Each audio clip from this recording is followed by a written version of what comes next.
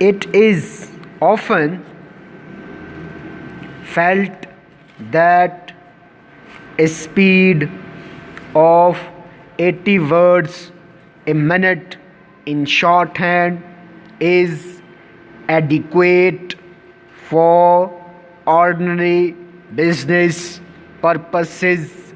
Full stop. However, some employers require a higher degree of skill, and they will not employ a stenographer who cannot write 120 words a minute. Full stop.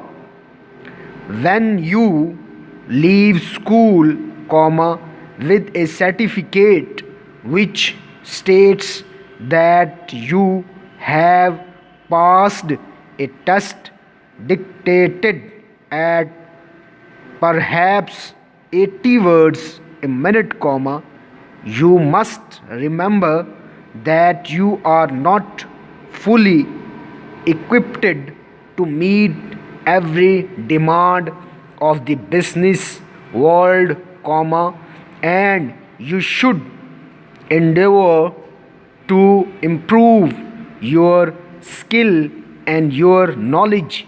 Full stop.